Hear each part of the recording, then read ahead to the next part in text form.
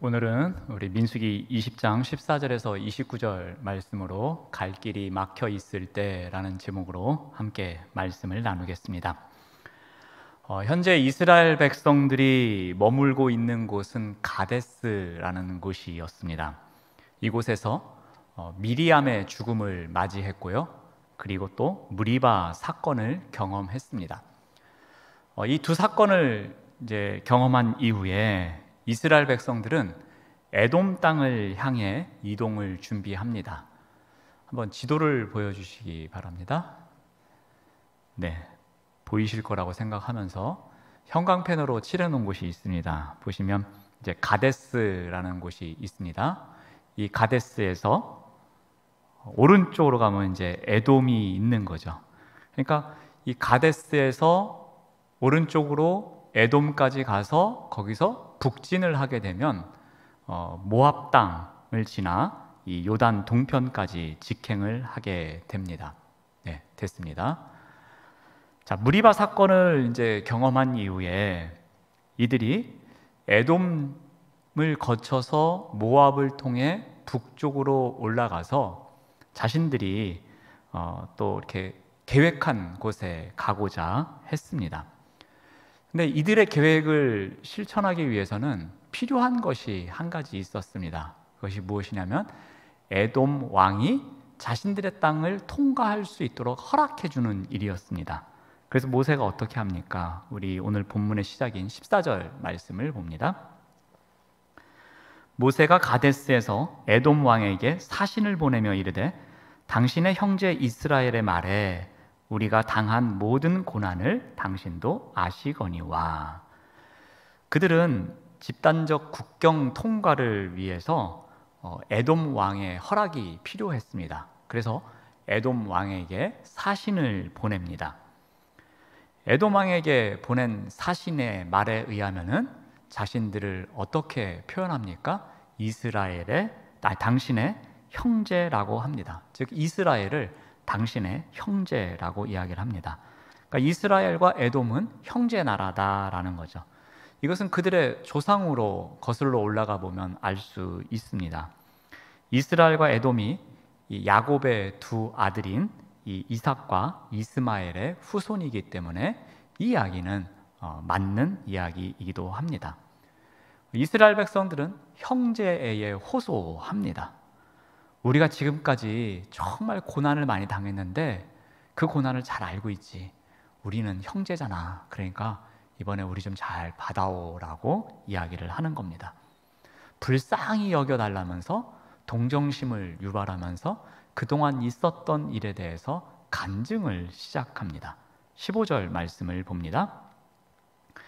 우리 조상들이 애굽으로 내려갔고 또 우리가 애굽에 오랫동안 거주하였고 또 애굽인이 우리 조상들과 우리를 학대하였다라고 이야기를 합니다. 우리 조상 때부터 애굽으로 이주해서 살았는데 거기서 400여 년간을 오랫동안 살았어요. 그런데 그 기간 동안에 우리가 학대를 받았다라고 이야기를 합니다. 그래서 어떻게 했냐면 16절 말씀을 봅니다. 우리가 여호와께 부르짖었더니 우리 소리를 들으시고 천사를 보내사 우리를 애굽에서 인도하여 내셨고 이제 우리가 당신의 변방 모퉁이 한 성읍 가데스에 있다라고 이야기합니다. 그들이 학대를 받아서 너무 힘들어서 여호와께 부르짖었다라고 말합니다. 그리고 그것을 여호와께서 들으셨고 천사를 보내주셔서 우리를 인도하셨다. 즉 출애굽을 시켜주셨다라고 합니다. 그리고 지금까지 하나님께서 이끌어 주셔서 우리가 가데스라는 곳에 와 있다라고 말합니다. 그동안 고통도 많이 받고 속박 속에서 살아왔고 그러한 가운데 하나님께서 우리를 구원을 베푸셨다라고 간증을 합니다.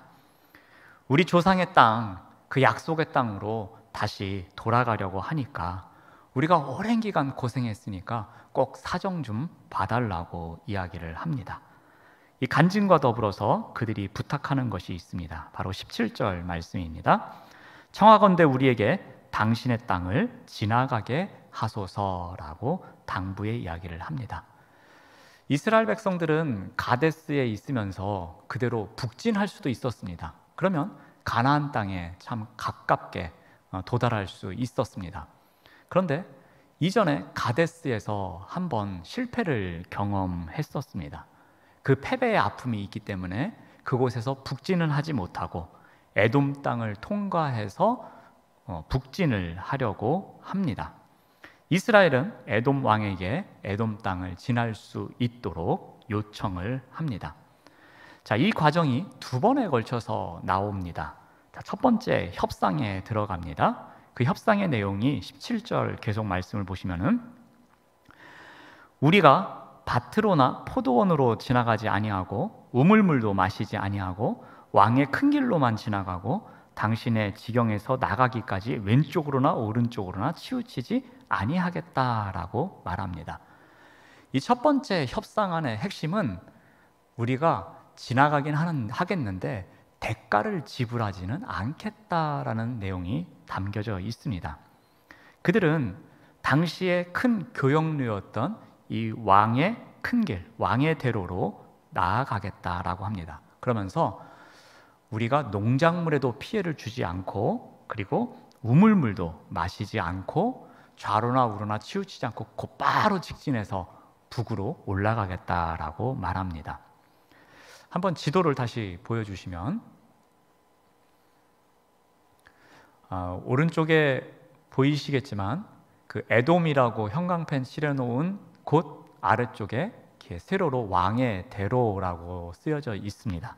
그래서 그 밑에 에시온 개별부터 시작해서 검은색 선이 위로 계속해서 올라가는 길이 보이실 겁니다. 이 길이 바로 왕의 대로입니다. 그러니까 이 왕의 대로는 에돔, 모압, 암몬, 길르앗, 바산 그리고 이 시리아까지 계속해서 올라가는 남과 북을 관통하는 교역로를 말합니다. 그래서 그 당시에 이 약대상이나 왕의 군대들이 주로 다녔고 초소가 있어서 그곳을 다니는 사람들을 보호해 주곤 했었습니다. 네, 이제 지도를 그만 보여주셔도 됩니다. 네. 그런데 이 에돔 입장에서 이것보다 더 중요하게 생각했던 것이 있습니다. 우리 17절에도 우물물 이야기를 했는데 이 에돔 땅이 이 척박한 바위산과 또 돌이 많은 지역에 있었기 때문에 이 우물물은 백성들의 생명을 지키는 것과 같았습니다. 아주 중요한 재산이었습니다. 그러므로 이 우물물을 지키는 것은 에돔의 입장에서는 매우 중요한 일이었습니다. 그래서 그들이 아무리 우물물을 마시지 않겠다고 하더라도 그 많은 사람들이 그 왕의 대로를 따라 올라가는 것을 미덥지 않게 생각합니다. 그래서 에돔 왕이 어떻게 답변합니까? 18절 말씀을 봅니다. 에돔 왕이 대답하되 너는 우리 가운데로 지나가지 못하리라. 내가 칼을 들고 나아가 너를 대적할까 하노라 합니다. 그러니까 모세의 제안을 단칼에 거절을 합니다. 그리고 강력한 군사적 대응을 하겠다라고 말합니다. 이제 2차 협상에 들어갑니다. 모세가 두 번째 협상 카드를 내밉니다. 첫 번째 협상 카드에서는 대가를 지불하지 않고 우리가 그냥 얌전하게 지나가겠다라고 이야기를 했습니다. 그런데 이 첫 번째 협상 카드가 통하지 않자 두 번째는 대가를 지불하겠다라고 말합니다. 좀 더 적극적인 협상입니다. 우리 19절 말씀을 봅니다. 이스라엘 자손이 이르되 우리가 큰 길로만 지나가겠고 우리나 우리 짐승이 당신의 물을 마시면 그 값을 낼 것이라. 우리가 도보로 지나갈 뿐인즉 아무 일도 없으리이다 라고 이야기를 합니다. 여기서 두 가지를 이야기합니다. 우리가 큰 길로만 지나갈 것이다, 그리고 물값을 낼 것이다 라고 이야기를 합니다. 여기서 말하는 큰 길은 앞에서 말한 왕의 대로하고는 다릅니다. 그 옆에 있는 샛길을 말하는데 이 길은 보병이 지나가는 길입니다. 즉 행진을 나누겠다라는 겁니다. 즉 마차나 그런 큰 짐이 지나가는 것은 왕의 대로를 이용해서 갈 것이고 걸어가는 사람들은 옆에 있는 큰 길인 샛길로 갈 것이다 라고 말하고 있습니다. 자, 그러면서 가다가 물을 마실 경우에는 그 물값을 지불하겠다라고 이야기를 합니다. 두 번째 협상 카드 또한 에돔 왕은 단호하게 거절합니다. 20절 말씀을 봅니다. 그는 이르되 너는 지나가지 못하리라 하고 에돔 왕이 많은 백성을 거느리고 나와서 강한 손으로 막았다라고 합니다. 그래서 이스라엘은 어떤 선택을 합니까? 그 선택이 21절입니다. 21절 말씀을 보시면 끝부분만 보시면 이스라엘이 그들에게서 돌이키니라 라고 합니다. 그러니까 이스라엘은 길이 막혀 있어서 더 이상 에돔으로 가지 못하고 에돔을 돌아서 우회하여 행진하는 길을 선택하게 됩니다. 근데 여기서 한 가지 질문이 생깁니다. 이스라엘 정도 됐으면 그냥 밀고 나가서 만약에 그들이 막으면 전쟁을 해서 이겨가지고 그곳으로 올라가면 되지 굳이 이렇게 돌아서 갈 필요가 있을까라는 질문입니다. 꼭 가려고 했더라면 전쟁도 불사했어야 하는 것 아닌가라는 생각도 해봅니다. 이에 대해서 신명기에서 답변을 해줍니다. 우리 신명기 2장 4절에서 5절 말씀을 참고로 한번 봅니다. 너는 또 백성에게 명령하여 이르기를 너희는 세일에 거주하는 너희 동족 에서의 자손이 사는 지역으로 지날진대 그들이 너희를 두려워하리니 너희는 스스로 깊이 삼가고 그들과 다투지 말라. 그들의 땅은 한 발자국도 너희에게 주지 아니하리니 이는 내가 세일산을 에서에게 기업으로 주었음이라. 자, 에돔은 분명히 동족입니다. 그런데 그들과 다투지 말라라는 하나님의 명령이 있었습니다.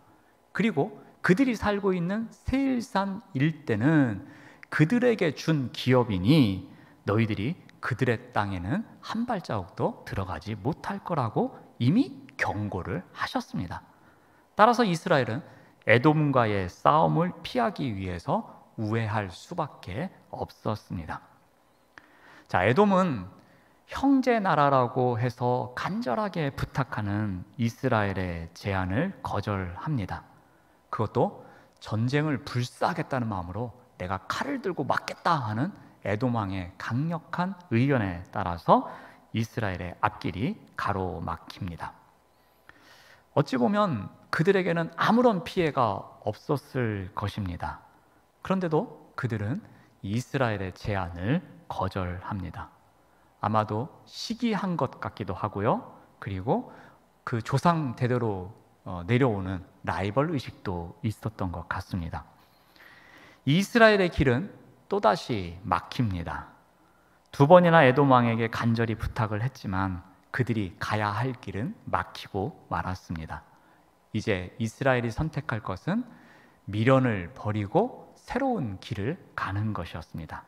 마음을 접고서 결국 우회하기로 결정을 합니다. 또 하나의 길이 막힙니다.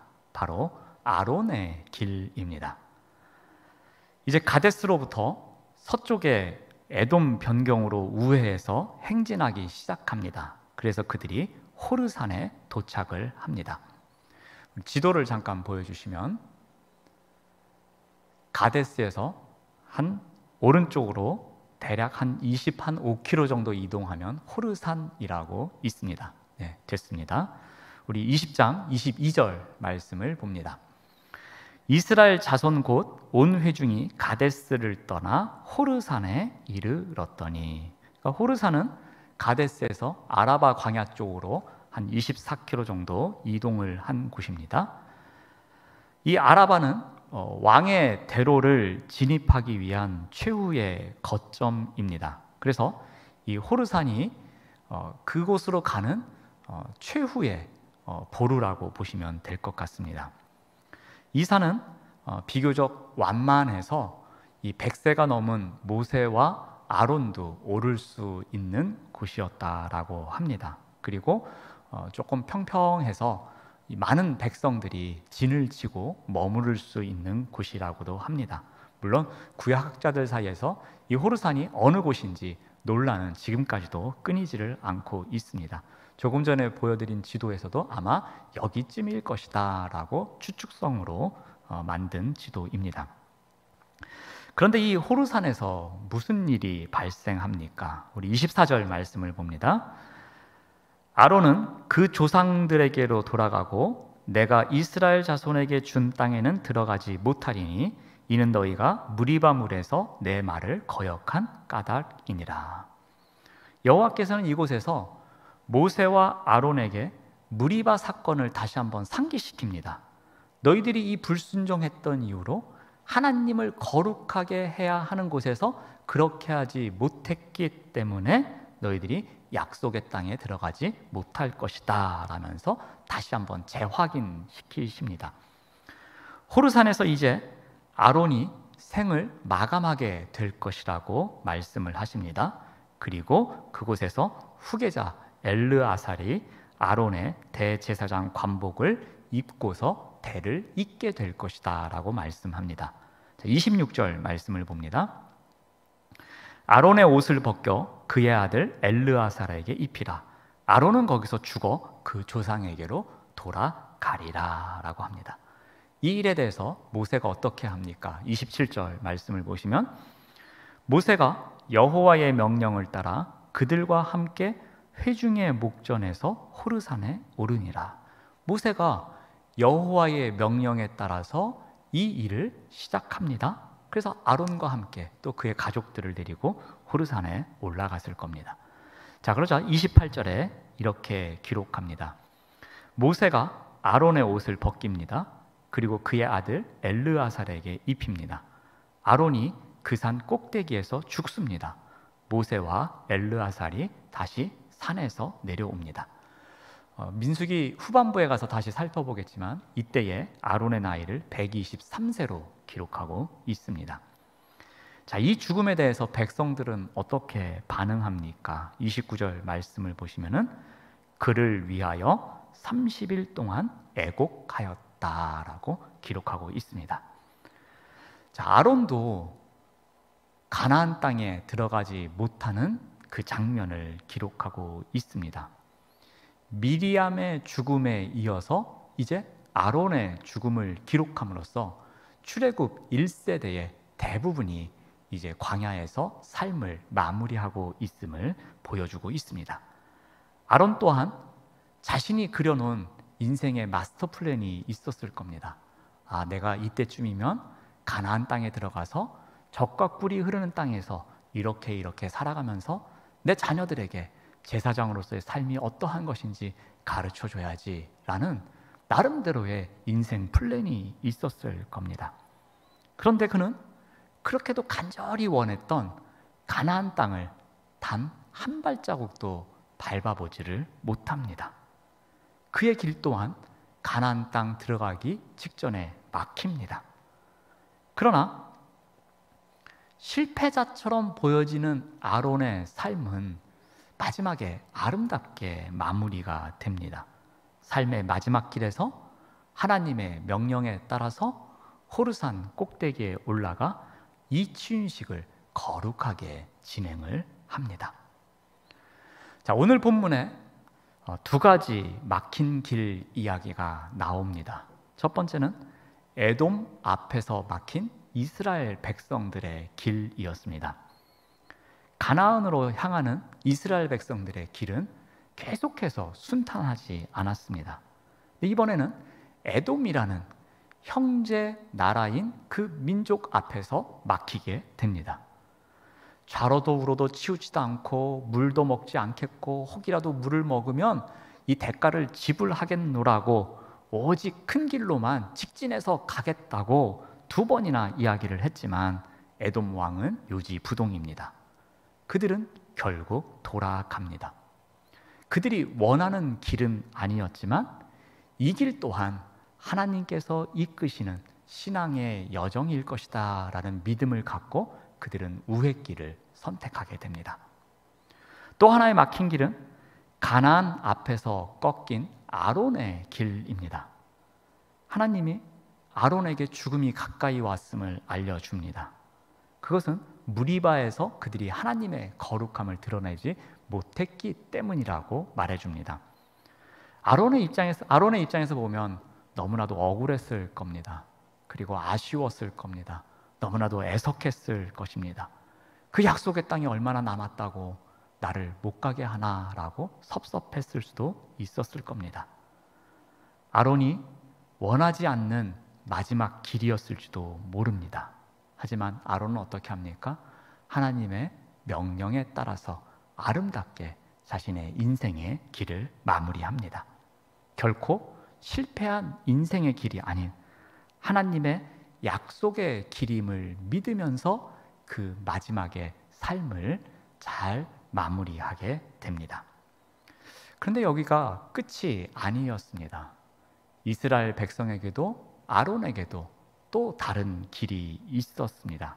그것은 바로 하나님의 길이었습니다.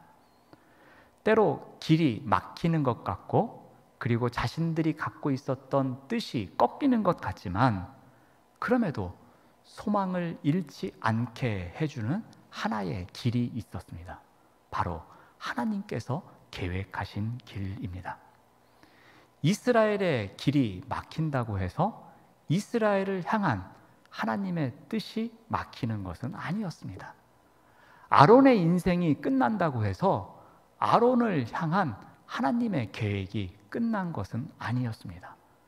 이스라엘의 길이 막힌 듯 할 때에 어떻게 해서든지 우회해서라도 가나안, 즉 약속의 땅으로 향할 수 있는 길을 하나님께서 열어주시더라는 겁니다.